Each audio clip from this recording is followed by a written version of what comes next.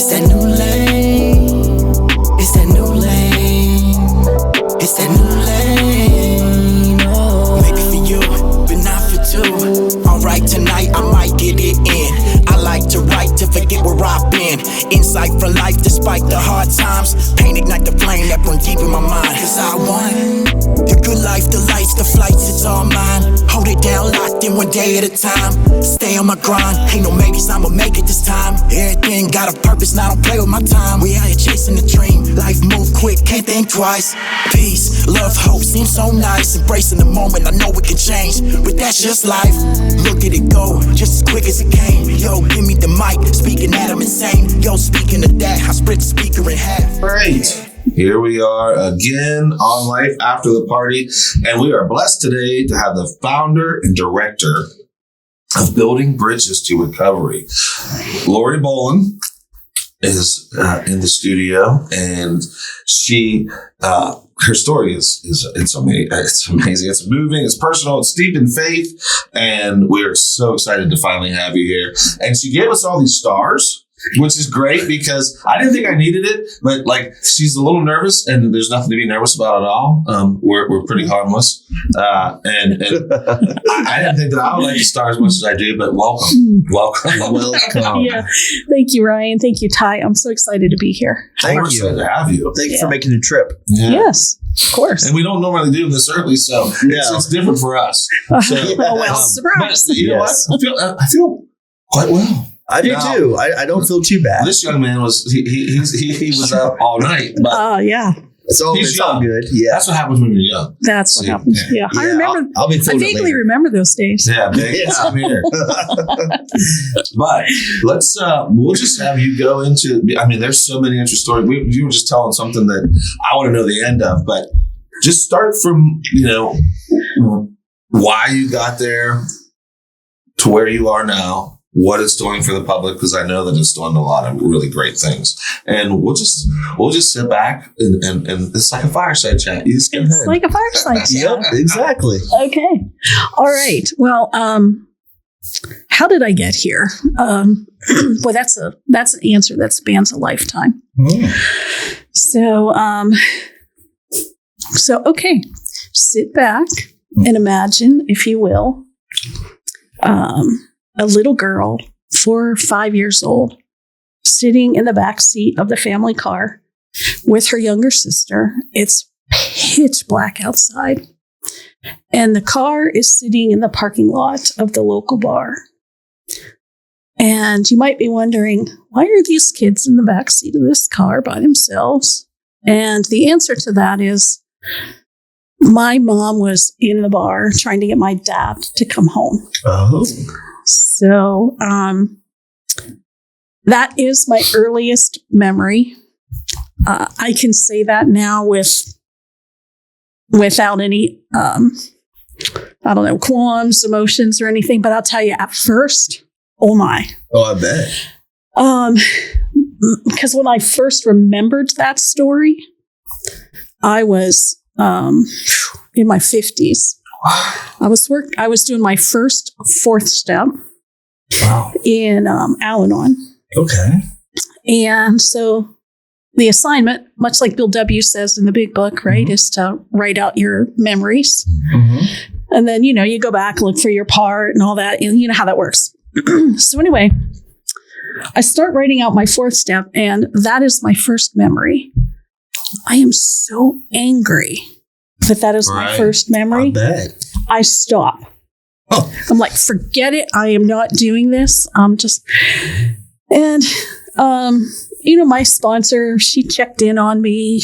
We had our weekly call, our weekly meeting, all that good stuff. Mm-hmm. And so she let a week or two go by, and she said, "Hey, how's that 4th step coming?" I said, I'm done. Right. I'm not going there. Mm-hmm. And she's like, okay, what's going on? And so I did tell her about the memories, that was my first memory. And I said, it can't be my first memory. That just stinks. And I don't want it to be. And I'm mad. Mm-hmm. Yeah. I'm mad that it's why can't I have a happy first memory? And she says, it is your first memory. what is being angry about that going to change? Right. Yeah. Yeah. Fine. Right. It's just like, look, you don't have to do it. You can sit in fourth step world for as long as you want, but I'm going to tell you that it's miserable there. Yeah. And I think you should pick that pen back up and finish that fourth step. And I'm like, oh my goodness, come on already. Can I ask you one thing? Sure. And I hate what's bad term to use, but devil's advocate here. Do you think that made you? I mean, I'm sure there's a lot of reasons why it made you angry, but do you think that it made you angry because, I mean, if you're in Al-Anon, so that you're not the one, right, that had the addiction, correct? Right. Do you think that what made you angry is that because of that you chose, you know what I mean, like it, not knowing, but your whole life was patterned that way? That's a really good question. I think that I spent so many years with the Wizard of Oz, pay no attention to the man behind the curtain philosophy of, no one can know what's going on at home. The facade of the, the family, we're all good. We're all fine. Yep. So I think I spent so many years, literally decades, putting up that facade that, I think I had myself convinced that I had happy memories, right? Everything's normal. Normal, yes, normal. Air quotes on that, right? Makes Define sense. Normal. Yeah. So, it was that is what contributed to it, because I believed the story that I had been telling for decades. Right. And so then now this is like smacking me in the face of, the story is not true. Right. Exactly. Yeah. Yeah. It was a lie the whole time. Yeah. Right. So keep going. Sorry. That's good. That was just That's curious. a great question. Yeah. Thank you. Yeah. And it is, one thing I tell families that I get to work with now is that awareness is actually a gift. Yeah, it is. Like, to me, that awareness felt awful. It didn't feel like a gift, right? I was so angry at first. The truth is, if we don't have awareness, we can't make any changes. Exactly. Because we don't know that a change needs made, right? Exactly. Right. It's just like you were saying on that step. If you don't keep going, there's no change going to be happening. Right. Yeah. Mm-hmm. So You gotta get through them. Yeah. The only way over it is through it. Yep. Right. Exactly. Yeah. So that was my first memory. So of course you can imagine that I grew up in the disease of alcoholism and, all the things that go along with that.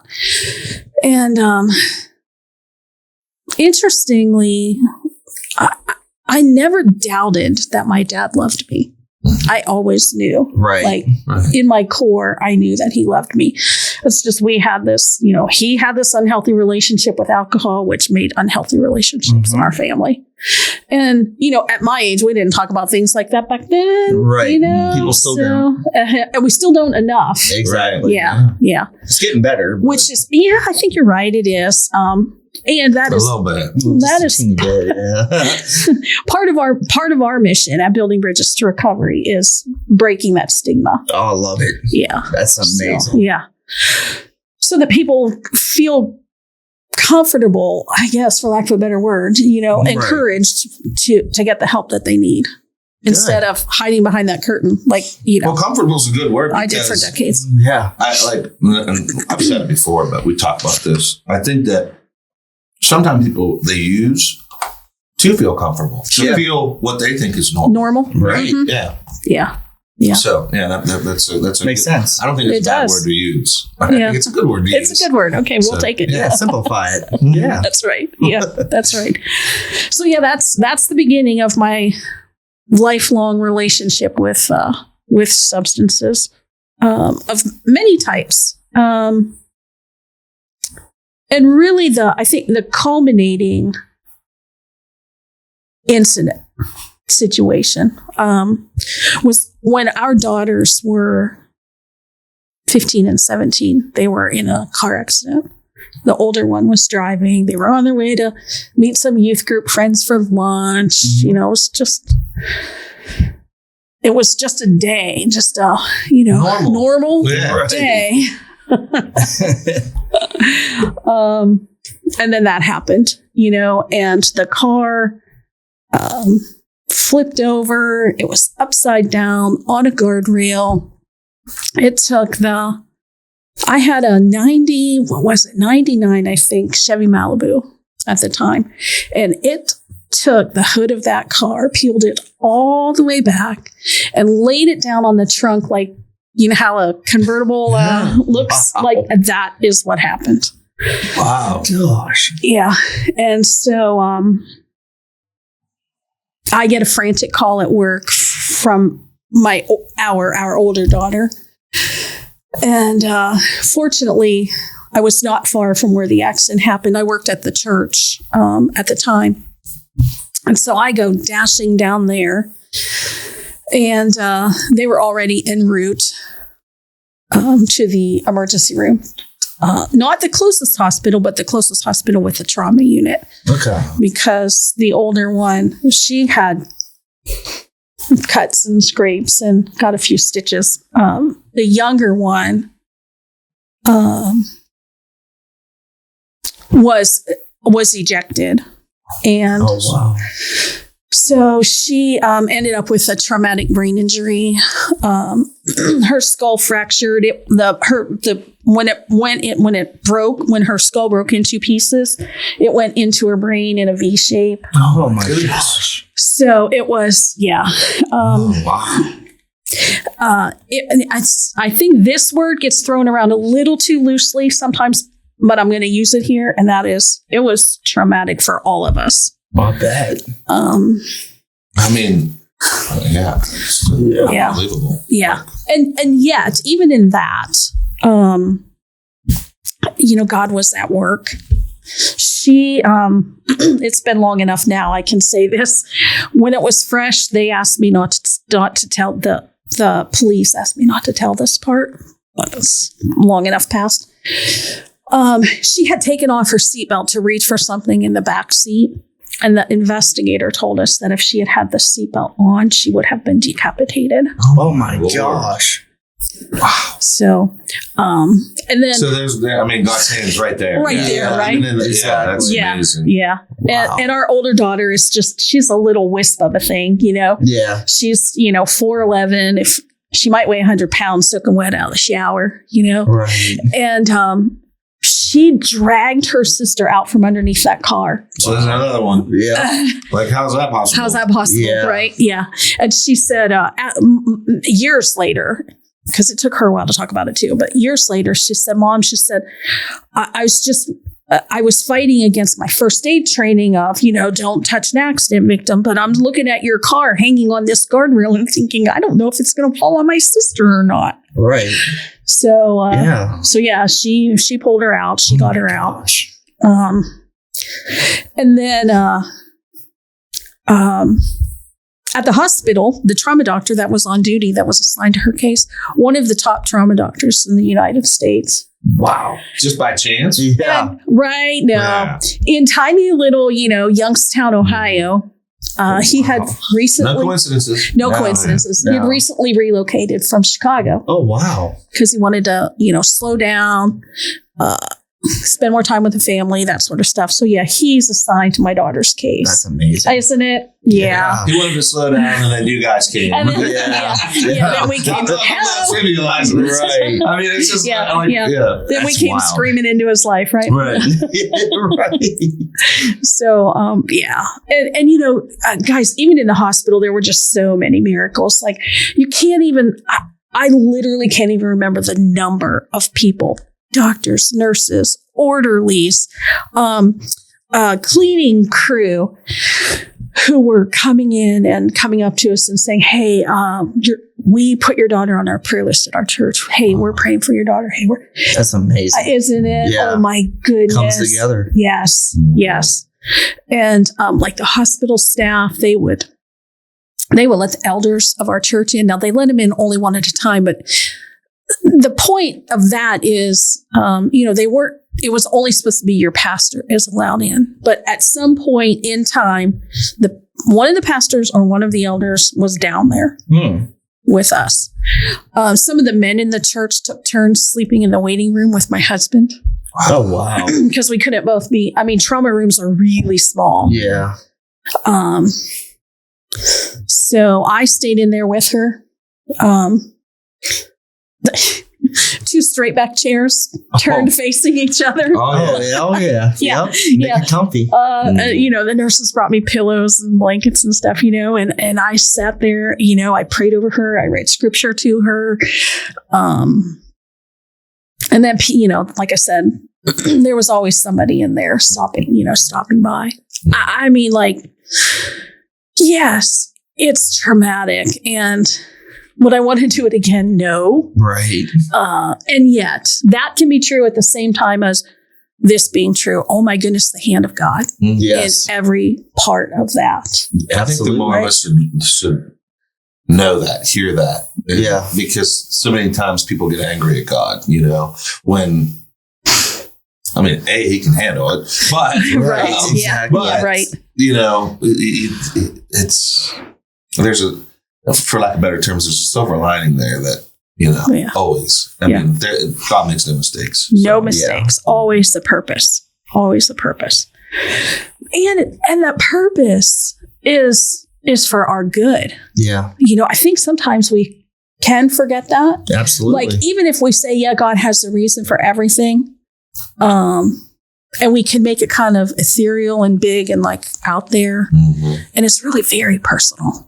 Yeah. Like, it's a purpose.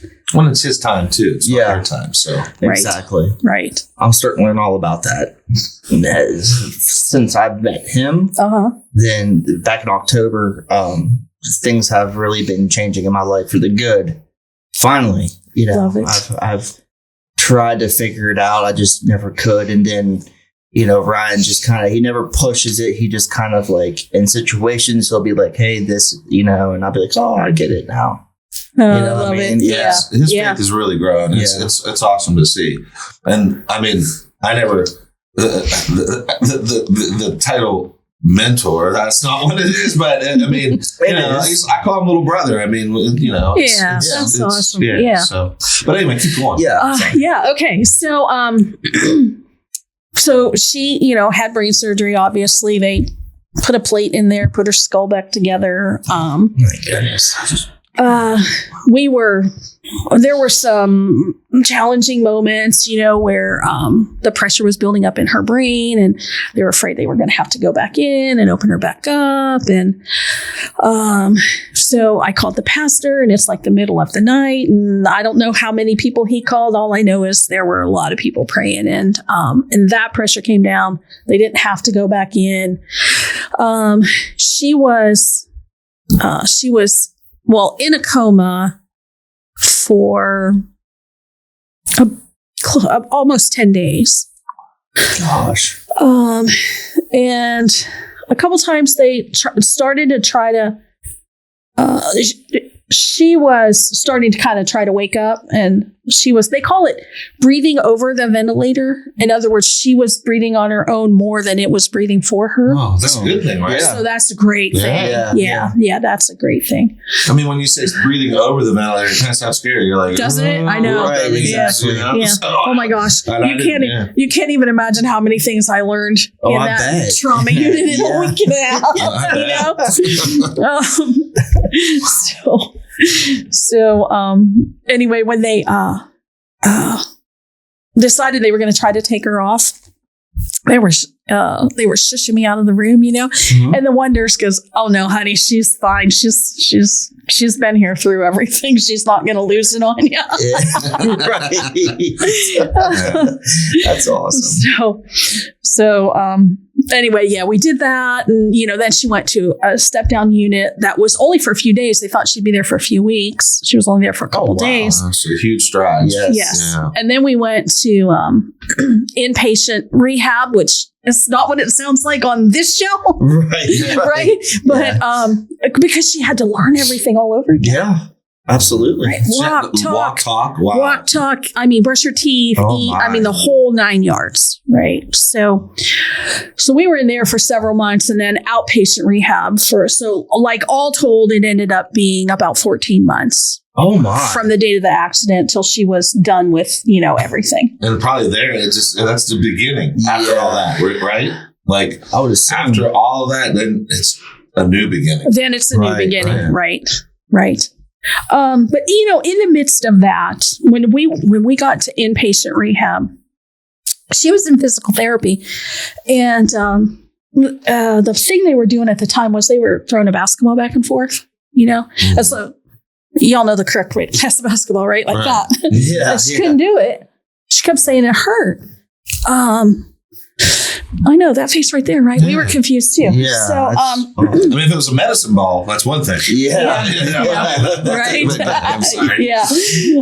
So anyway, they did some X-rays and found a fracture that they had missed because focused on the brain. We got this. We got this skull in pieces here. Mm-hmm. That makes me cringe every time you say it. Yeah. Wow. So yeah, they got that fixed and everything. But anyway, that really was like the beginning of her journey with substances. Oh. Okay. So now think about this, right? We're talking about before I turned 40, 2002. Okay. So we didn't know then what we know now about opioids. Oh, absolutely. Right? Yes. So, they write her this prescription for painkiller. I mean, they're giving her painkillers in the hospital. They send her home on painkillers. What did they send her home with? That's a really good question. Probably Vicodin. Probably be good if I remembered that. No. It's okay. It might have been. No, that's pretty common, I think. That was my drug of choice. Was opiates, any kind. So yeah. Okay. I'm always just wondering. Yeah. I know they sent my wife home when that lingual nerve thing. They gave her Dilaudid. Dilaudid's a big one. Yeah, it's a powerful. That's one. powerful. Yeah. They IV'd that for me once. Really? Yeah, that's a heck scary. of a drug. Yes, it is. Yeah. But that's wild that now thinking about it, like they send kids home with scripts, but I guess there's no other way of doing it. I don't know. Well, I mean, that's the thing. Back then, the doctor says this is what you do. It's what we knew. Exactly. It was what we knew. Like, there's no malice towards the doctors or anything. No. It was what we knew. It was the standard of care. Exactly. However, what we know now, right, about that addiction gene and, all that. So that was it, right? That switch got flipped and wow, we were off to the races for decades. I didn't see this coming, honestly. This story, no. Yeah. But this is wild. Yeah. So, so she battled that for. And how old is she right now when she was going through this? Good question. Was it that you said they were going she was. It was a couple weeks before she turned 15. Oh my God! Yeah. Wow. 15 years old and hooked. Yeah. I mean, chills down my spine. It took a little bit of time to get really bad. Yeah, but it's quick. It is. Yeah, because of course, as a minor, I'm you had passing out the medication, right. So I had some modicum of control, maybe. There's nothing you can do, but there's she was just doing other things, and I'm not outing her here. We've been interviewed together. Good, I mean, her story is way out there. Her story, a part of her story is I have a Kindle book coming out next month. Called good. Where is God in the Midst of Addiction? Congratulations. Oh, that's amazing. You got a title? I'm going to have to have you write that down. Where's God in the midst of addiction? I love that title. Yeah. Write that down. So, I'm not I'm not outing her. This story's out there. Good. It needs to be. But she I don't know, shall we say supplemented, with marijuana, with alcohol, right. Kind of, and Well, it's self-medication. I was blind. It is self-medication. Yes, yeah, exactly. Yeah. And I was blind. So were my parents. I really was. And, my husband was driving truck at the time. Okay. So he would be gone for 3 or 4 weeks at a time and then home for 3 or 4 days. Yeah. So that was a lot. And then somewhere, I don't remember the exact timing, somewhere in there, I was dealing with my own mental health struggles, with depression and anxiety, and didn't have a name for it. No. Like literally didn't have a name for it. You guys, I was like in my 50s and working with a therapist who had to teach me how to name my emotions. Wow. Like I would say, what is this? And I would, explain it to her, describe it to her. Yeah. So she'd give be like, me a name of an emotion because I don't exactly. know. I mean, I think of the stickers like Mr. Sunshine. I know, right? Yeah. She said to me one time, she said, this is when I first found out about anxiety. I don't know how old I was, 55 maybe, something like that. Wow. She said, oh, honey, that's anxiety. Yeah, exactly. Yeah. Because, remember I told you how I grew up and it was all pretend, it's all good. As long as it looks good on the surface, everything's okay. Yeah. Exactly. So if you had these feelings. Yeah. Yeah. Oh, we don't talk about that. No. Put those down. down there. Yeah. Yep. Oh, wait, what do you mean you're peeping your head up? And no. Yeah, get down there. Get down there. Yeah. We're not going to talk about it. Oh, no, we didn't talk about it. Yeah. No. Me too. Yeah. So she was,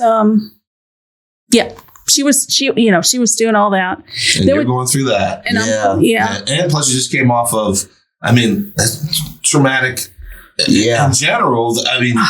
Like getting past the whole accident thing, then going through 14 months of the other, and then you had no time to think about your own mental health. And then all of a sudden now this is starting to break down, and then she's starting to venture out. But go ahead. Yeah. I'm just kind of you hit the nail on the head. I was I describe it now as running on instinct. Yeah. Makes sense. So yeah. Yeah. And then when she got out on her own, she was, she did the emergency room, urgent care, Dr. Hop. Oh, okay. Yeah. And then we ended up moving to Phoenix. What? Yeah. Yeah. For my job. We got transferred out there for my job. She went with us. The older one stayed in Ohio. And she had her son while we were still in Ohio. Okay. So he went with us. Of course, he was 4. Right. But we had raised him. We had him since the day he was born. wow. Because she just couldn't. She just couldn't take care of him. So anyway, away we go. Away we go to Arizona, and things just keep on getting worse. Escalate. Yeah, escalating. Great word. Yeah. I usually say devolving. Yeah, that's a good one too. Yeah. And so then she ends up on meth. Oh my gosh. That is just a demon. It changes your whole personality. It does. It does. Yeah, it does. Gosh. And so in the midst of that whole struggle, my husband and I were just lost. Yeah. Like we didn't know what to do. We just knew we're watching our daughter go away in front of us. Yeah, she's gone. And how would you know what to do? That's the thing. There's nothing. Because there weren't programs. Because there wasn't anything. Yeah. So see, this is the long answer to your first question. No. It's all coming together. That's why building bridges. It's just like when someone invents something. Like if you're like, it'd be easier to peel this potato if I could do this. How can you do this? And you go, oh, I can do this. you were like, I'm making this Yes. because families need this. Families need it. They're lost. Wow, that's awesome. Yeah, they're lost. They just don't know. They just don't know. So we kind of ran the gamut of doing everything for her. You know, kind of buzzword now that I don't like.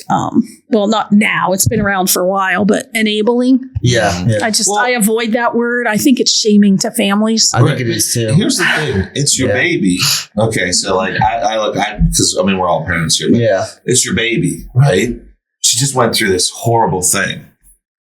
You are mothering, and because it's what you know. Yeah. And they're like, I can make this better. Just I'll hold on and make it better. But that's not how it works. Yeah, that's not how it works. And we did the opposite end of the spectrum too, where we cut her off. Yeah. Like, here's another phrase I just detest. Can I say that word? Yeah, absolutely. Say whatever you want. Tough love. Yeah. Tough love does not work. I can't even, I cringe when I say that phrase, but I say it because people know it. Yeah. And because that's what we thought at the time too. I've been through all of it. Right. Yeah. And, you know, she's been homeless, sleeping in her car, homeless, sleeping on the street. And now it's like, I still, you can tell, cringe a little bit when I think about it. You would have, that's your kid. But the beautiful thing is that she said to me, we were on a show, we were interviewed together for International Overdose Awareness Day a couple years ago. Oh, good. And I'm telling you, this is the most beautiful gift I've ever gotten in my life. And I don't think anything's ever going to top it. Because she said to me, Mom, I always knew you loved me and that whatever you did, you thought it was the right thing to do at the time. Right. Oh. Yeah, absolutely. So. But you know what? I mean, now I'm going to go deep. But you go back to your father. I always knew that my father loved me. He just was dealing with some things. So now she says that to you. But you were dealing with some things. Think about that. Yeah. Wow. Yeah. Exactly. Yeah. Woo. Yeah. No, I didn't make that connection before. Thank you. It is. Yeah, it is true. Sometimes things come to my head. Sometimes. I mean, I wish we can bring my mother up here, but she just wasn't ready for it yet. But she could tell you some things. Yeah, that's what I mean. Yeah, we'll get you back on here again and have my mom come up here. Oh, that'd be awesome, huh? You guys, I mean, I didn't go through. I was just a opiate user, but she's been through me since 19 to 32. Oh, you weren't just an opiate. Don't count yourself out. You were pretty good opiate. Yeah, I was. I was a professional. I was a professional. From what I hear, he was pretty good. He was pretty good. Yeah. But anyways, I'm sorry. We have to laugh something. No, you're good. Oh yeah, we do. Party, hey, that's right. Because there's still, and this is one thing, you know, that at Building Bridges to Recover, we try to impress upon families, right? Is that joy still exists. Exactly. Right. That's why I love what you guys do. Yeah. And we had to get you on no matter what. Like, we knew today was the day. We're going to do anything we had to get you on here. Yeah. Thank you. Well, and I know you sacrificed a lot of sleep. No, this is, you've woken me up with this story because Ryan, you know, I just like to have people come in here. If he makes the deal and them come on, I just like to get surprised by it. Oh, okay. Well, so I had no clue. Surprised. Yeah, I was like, wow, I'm awake now. Yeah. So anyway, you're back now. I mean, you got to rewind just a little bit. Okay, I'll rewind a little bit. So, Phoenix. Meth. That's where I find. I mean, you get to try out the part where she said, "I know that you were doing." But there was some stuff. There's some stuff in between there. Yeah. Oh yeah. So that's where I get in Al-Anon is when we're in Phoenix. Okay. Yeah. And so my BFF at the time was in AA, and so we were having coffee at Starbucks one time. I mean, I can see it as clear as day as if it happened yesterday. we're sitting there at Starbucks and we're having a conversation. And she says to me, "Oh, honey, you're the poster child of an adult child of an alcoholic. We need to get you to Al-Anon." Wow. Wow. And you didn't even think of that. No, never heard of that. before. Never heard of that. You're right. Yeah. Yeah. So yeah, my friend in AA took me to my first Al-Anon meeting. Wow. That's amazing. Yeah. I've been to one or two. Yeah. Yeah, they're different than AA, but they're needed. They are. Yeah, they are. And I love how the steps are the steps are the steps, no Yes. matter what program you go to. Exactly. Because they're life lessons. Yeah, they are. You know, Well, anybody can go this through is them. how we this is how we show up in the world. Right? You don't have to be going through addiction. They're life lessons for it. And we say that, I mean, that's like when we talk about this, and I always say that, we're here with open arms. Mhm. And you don't have to, it doesn't mean that we only have people that had addiction problems. Right. I mean, there's mental health issues and I hate to say issues, but there's I think everyone in our society needs open arms, a hug. Yes. Just needs Yes. support, Right? I mean, because it's a fallen world, and we all. I mean, some of us know it. But, Yeah. So anyway, keep going. I'm sorry, Yeah. but No, don't be that sorry. made me think of that. Yeah, good stuff. What else? I'm going to jump a little bit Yeah, here. because there had to be a point where, because she was living on the streets in cars. You and your husband have no idea what you're supposed to do about this, but there's a point where there's always hope, but there's this light that you all of a sudden, I mean, there's Al-Anon, and then you're like, I'm learning these life lessons, and then there's gotta be this like, a star rises. That's right. But anyway, And that star was someone in the Al-Anon meeting. And I was new, like, I don't know. I'd only been to this meeting a couple of times, 2 or 3 weeks. And I just started a new job. And so anyway, I go to the meeting and guess what? I see a guy there that I work with at this new job. Yeah. You never know. You never know. That's right. And so he had still in Al-Anon, but had also found this family recovery program called Be a Loving Mirror. Be a Loving Mirror. It's BALM, an acronym. Okay, yeah. Okay. And the creator is a longtime Al-Anoner. Okay. So BALM, it's like a salve that you put on I to know heal it's you. the balm That's of a good Gilead. acronym. Yeah. Yes. That's what an acronym should do, is to spell a word. Yes. So that for me, that was like a step up from Al-Anon, you know, like for a couple of reasons. And I every meeting has its own character, right? Yeah. So I'm trying really hard not to paint with a real wide brush here. You're fine. No, there's a lot of different details. Yeah, exactly. Yeah. So There is no the difference from there's no you can't whitewash it. There, You're pinstriping. Yeah. So what really drew me to the balm, even while I stayed in Al-Anon, was twofold. It's based in love. The foundation is love. Yeah. Like everything begins and ends with love. That's a key concept. And the second one was connection. Oh, wow. Because so often in Al-Anon, we hear about cutting them off, right? Yeah. Let go, disconnection. Let go, let God means arm's length. Yep. Right? Which really isn't what that means. Yeah. That was my mom finger. I love it. I get it. So that was the big difference for me.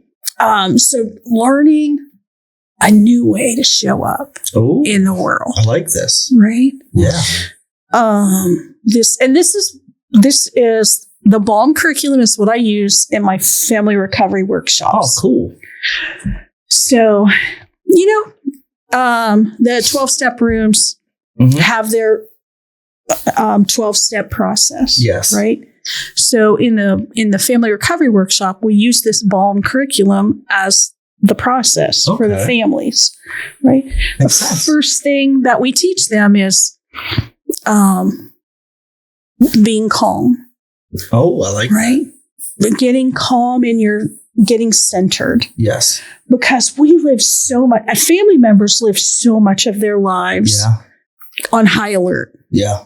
Right? Fight or flight. Yes. There is no freeze. And we're duking it out, right? Yeah. Like, this is my kid, my spouse, my whatever. Right. And that's where I think tough love, like when you say that, tough love, but it's deep caring, but you're getting elevated as well because there's anger that's there. Yes. And it may be underlying, right, but it's there. It's and, there. And it comes out because it's almost like, I don't want to say it like this, but it's like trying to pound something into someone's head. Come on, think about this, but it's not that. Yeah. But, do you get what I'm saying? Yes. And it always comes out, right? Like we say in the rooms, it comes out sideways. Yeah, exactly. Yeah. Right. Yep. That's what I do all the time. Yeah. So it always comes out. So anyway, that's what we do with families is we like starting with you. Like in our family recovery workshops, it is all about us. The family member. Right. It's not about, so get yourself right before you can get them right. Yeah. One of the principles is brilliant. Brilliant. One of the principles is keeping the focus on yourself. Taking the focus off your loved one and putting it on yourself will help you both. I love it. That's how it should be. Yes. So it's kind of like, well, I kind of guessed that a little bit. Oh, I know you did, huh? But no, Were you that's checking awesome. out my website? No, I wasn't. No, I should have been, but I wasn't. I wanted to be, engulfed in the whole thing. All I did was read the newspaper article, and that was when I called you back then. So I don't know. That's awesome. Yeah, that is awesome. Yeah. So, we take them through this whole curriculum in this 12-week workshop, and it's about getting calm, centered at your core as a family member. What is your role? Because here's the thing. We can't control anything. I always tell families, the only thing I have any control over is that person staring back at me in the mirror when I brush my teeth in the morning. I have control over you. You can't control other people. Right? Yeah. But we do have a role. Yes, you do. We can contribute. Yes. We are contributing, whether we realize it or not. So we're either contributing to continued You're addiction, an influencer. Yeah. I mean, or we're contributing to recovery. Yes. Right? Support We're systems. contributing to something. So what do you want to choose to contribute to? And that's the kind of thing we talk about with families in the workshop. Awesome. So they just learn a new way of being. Here's what we say. You learn a new way of being, speaking, and acting. That's so huge. Yeah. And we start with being because speaking and acting flow from being, right? So, a new way to be. And of course, my workshops are all faith-based. Oh, good. So we get to, and the creator of the BALM program has been so gracious to me to allow me. You say creator, little C, not big C. Right. Whoops. I'm just messing with you a little bit there. But go ahead. Sorry. So her name's Beverly Buncher. She has been so gracious to me to allow me to teach her proprietary material from this faith-based perspective. Well, can I just ask you one thing? Sure. Just a little, rewind a little bit. So you went to Al-Anon because someone in AA said to do this, but there was a breakout moment where you're like, I'm going to do my thing too. And you didn't say when, like, all of a sudden, I mean, you had to have some sort of an epiphany where you're like, I'm going to do this. Okay. So that same person who introduced me to the BALM family program, he was he was becoming a family recovery coach. Oh. So Bev trains family recovery coaches. Oh, wow. To help families who are dealing with addiction. So the creator. The creator. Yes. That's huge. Yes. And so I was actually sitting with his daughter trying to teach her how to budget. Mm-hmm. Because I'm an accountant in a former life. Cool. So I'm gonna need to teach me. I was a CFO or COO for mechanical car dealers or mechanical contractors for, I don't know, 30 something years. Oh my goodness. Wow. So anyway, I'm sitting there at their, at their dining room table, and I'm teaching her the Dave Ramsey envelope system. You guys know that, right? No. Okay. All right. So anyway, it's not a topic for here, but a simple way to budget, right, is you just have these envelopes for each category of your spending, and you put the cash in those, because here's the thing. Oh, those debit cards are just so easy to swipe, aren't they? And you just think you always have money, right? The first time I ever had one, I was in New York. I was 19 years old, and it was money that I got from like a graduation or something. And I'm like, this card is magic. It's magic until, I wasn't writing it really down. So it wasn't magic anymore. Yeah. So, I'm sitting there, we're talking through, I'm asking her questions like, okay, what do you want to do with this? What do you think will happen, if this happens? And so later he says to me, he goes, oh, you need to be a coach. And of course, I'm like poo-pooing it, right? Right. But it kept coming up, and God's like, yeah, no, you need to do this. Yeah. So I sit down, I talk to my husband, because it is not inexpensive. Right. This training, it is very in-depth. Oh, wow. I can imagine. It is very detailed. We get a wealth of information and skills, and well, you need that. But I'm sure it's not cheap. Yeah. So, so we have this conversation, and he's like, yep, God, just do it. If that's what God's calling you to, right. Then, like your Psalm 91:4 story. Right. That's strange. Yeah. So that's what I did. And I'm not going to lie, it was hard because I was working full time, still raising kids because I had Josh, right? My grandson. Yeah. So, anyway, got through that, and I'm thinking it's going to be a part-time. Is she an active addiction? She's an active addiction. Wow. Yeah.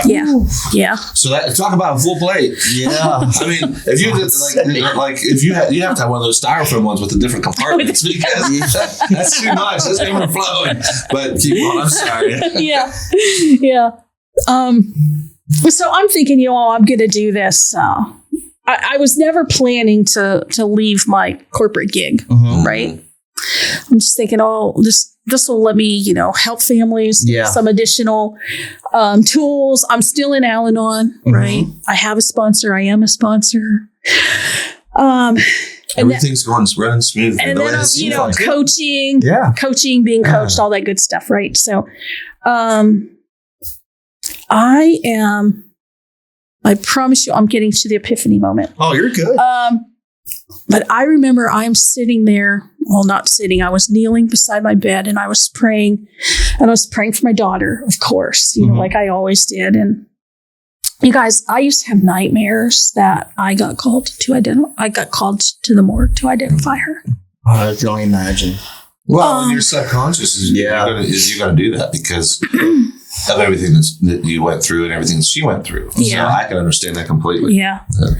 So, I'm on my knees there. I can remember clear as day, like it happened this morning. I'm praying for her, and I realized that, God helps me realize, he's got this, right? So I used to say these words, but they were words. I mean, you had faith, but you were like, still I need to do. Yeah. Yeah, it's exactly. that 18 inches, you know, from your head to your heart. Like, I know this, but nah, you know.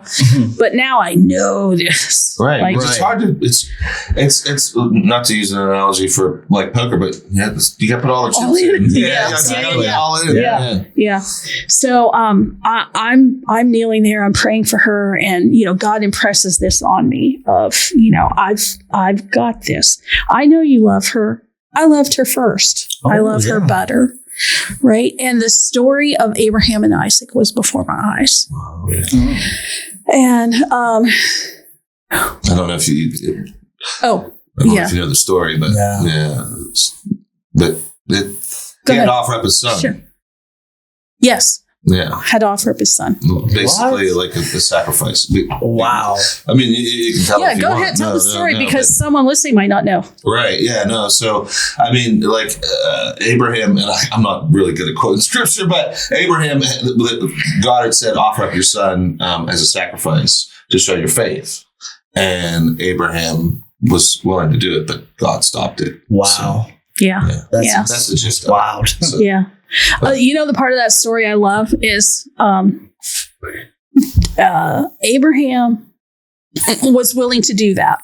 And because his faith was strong. because his faith was so strong. And two things. Interesting that Isaac didn't, there's no mention in there that Isaac fought. Right. Oh, wow. And Like- the other thing you is, think he would have got up and ran. Like, Right. oh, where are you going? Right. Yeah. Right. So. and the other thing was when Abraham left, he said, the boy and I will return. Oh, wow. So I mean, yeah. So he knew that. Yeah. God was gonna work this out, right? Oh, my gosh. So there I am. I'm on my knees. I'm praying for her, and I'm holding my daughter in my hands like this, and like I can feel my arms like reaching up to heaven, saying, "Okay, God, she's yours. I can't fix this. I don't even know what to do. Right. You loved her first. You love her best. She's yours." Now, was I perfect all the time after that? No. But what I did know was it was going to, I knew that no matter what happened, it was going to be okay. Right. And by it's going to be okay didn't mean that she was going to stop using. It meant that whatever happened, it was going to be okay. Because God had, he had it. Yeah. So yeah, then, you know, this thing that I think is going to be a side gig, God says, yeah, no, I have a different plan. I'd say Right. so. Right. So, my heart breaks for families who are as lost and confused and Naive. overwhelmed and naive as we were. Mm-hmm. So, and God was like, yeah, this is it. This is your mission field. This is who I want. Right. That's amazing. And if you think about it, I mean, and how blessed she was to have a family like you, but they're like, and that's the thing where we say it doesn't discriminate, because you could be like the quote unquote perfect family, and you have this issue, and you're like, what do I do? What do I do with this? And you came from, you could have went, brush that under the table. Mm-hmm. You know what I mean? You could have done that because that's what you do. And that's how you learned. Yeah. So, absolutely. I mean, kudos for you for pushing forward. I mean, yeah. Well, thank you. I can't That's take a it. hard- Yeah. we know who it is, but still. Yes, I get credit for that. But yeah. Oh man, what did you just make me think of something I wanted to tell you? It doesn't discriminate. I use that line in my book. Yeah.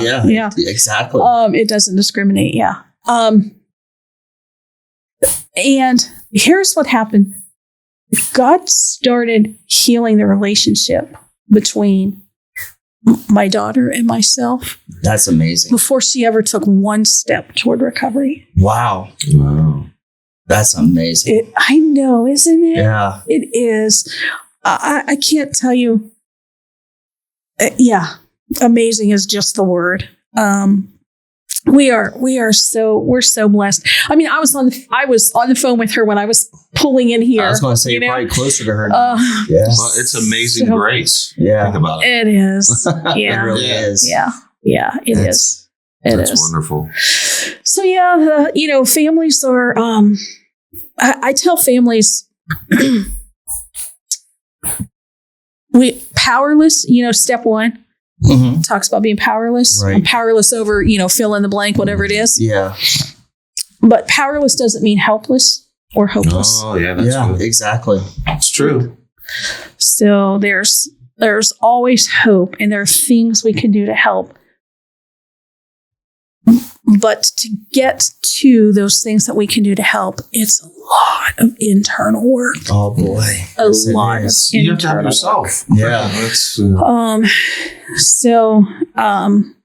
So yeah, building bridges to recovery exists to help those families who are as lost as we were and as confused as we were, and to just Press light on. a path. Yeah. Light a path. Here is something Be a that lighthouse. works. Yeah. So not only do you help out the addict, but you help out the families too. Yeah. So our focus is on the families. Oh, that's amazing. And, in that process, of course, we have tons of resources Right.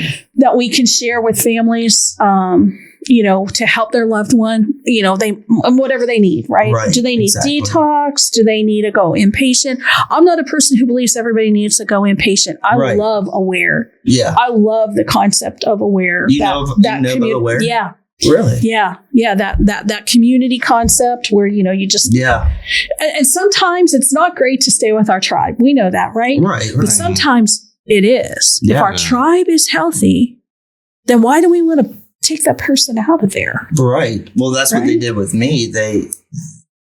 I was so far gone, and I will say that I was so far gone that they really couldn't. They could get me started, but they had to let me go to Suboxone clinic, but still keep me on their program. Yes. And yes. they allowed me to have a counselor and somebody to come every day to my house and check up on me. I didn't have to leave my house. I just stayed here and they came to me. So it's really cool that we have programs like yours and Aware and that about Aware, because I never knew about them. Yeah. I didn't even know they existed. Yeah. I love that concept. And, the thing is if someone's feeling not right, okay, that's just the only way that I can think of it. If you're just not feeling normal, right, Yeah. and you're in a group of people and if they're healthy, but they never felt normal either, then that's like you say tribe, but that's like a it's a family, really. Yeah.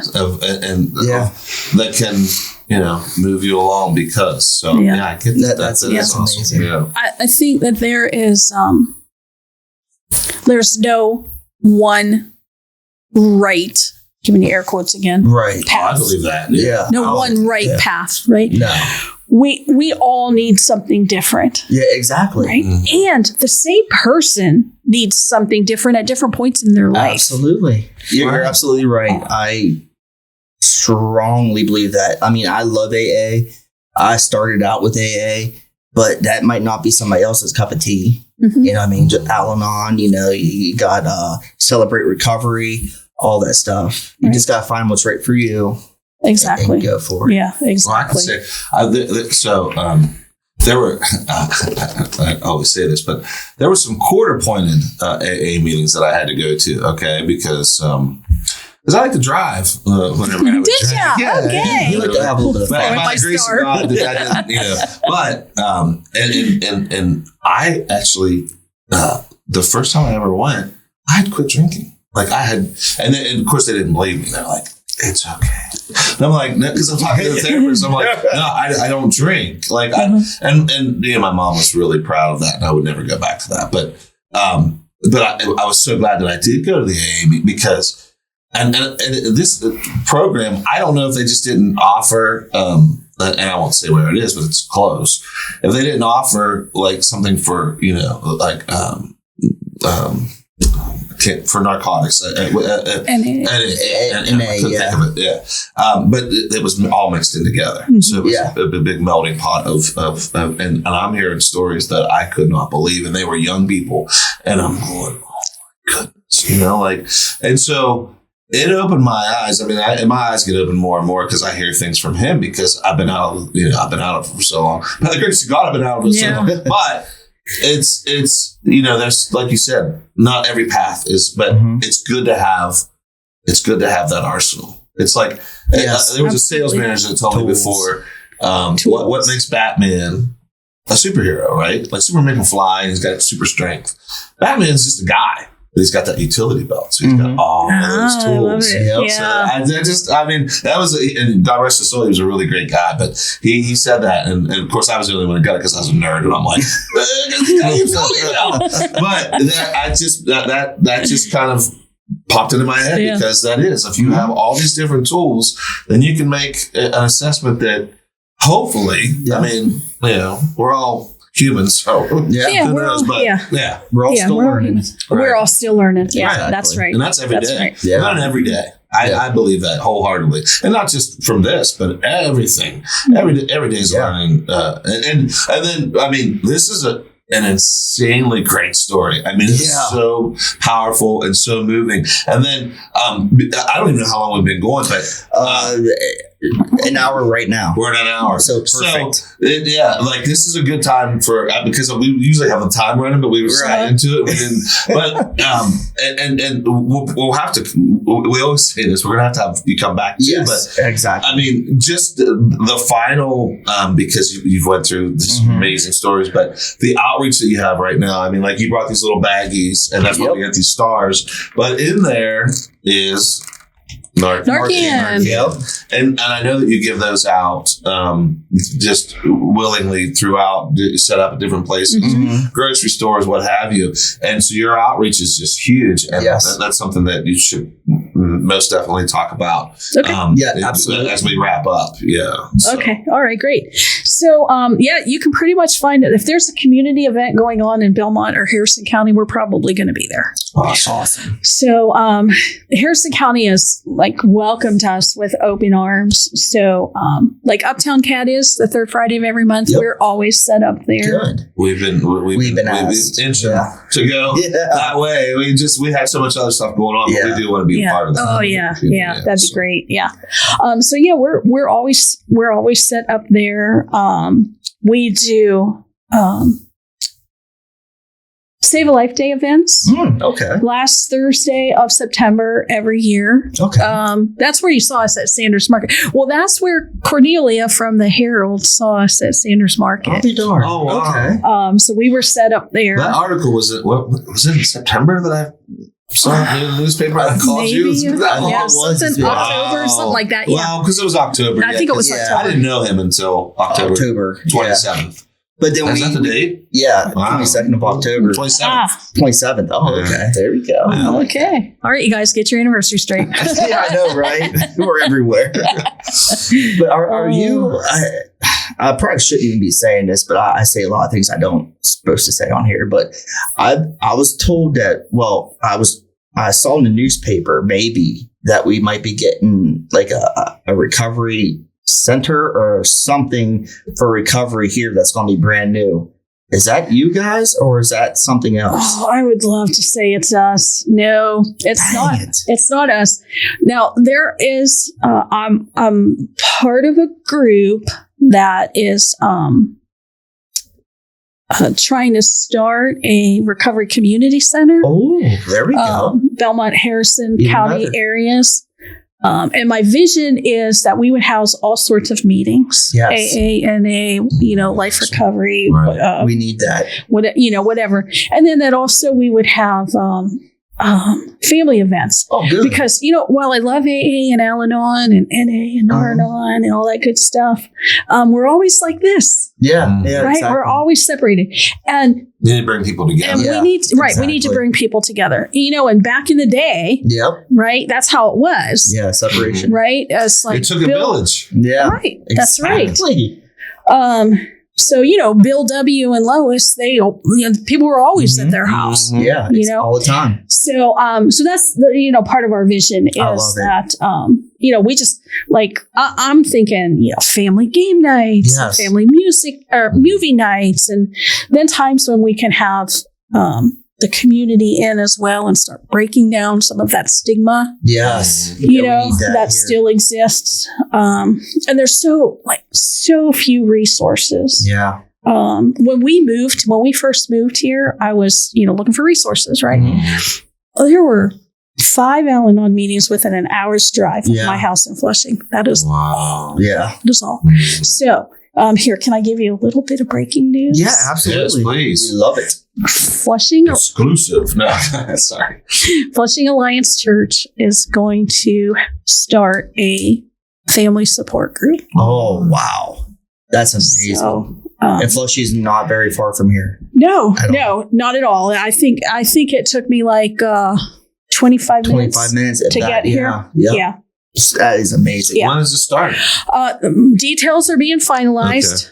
Okay. So we don't have that just yet, but it is coming and it is in the very near future. We'll put that in the description too. I'm if you so would like excited. that. Yeah, absolutely. Okay. Yeah, absolutely. And how Because- can people find you? Okay, that's a good question. So our website She's like, I'm is sitting right here. Yeah, right here. Hi Ty, remember me? Yeah.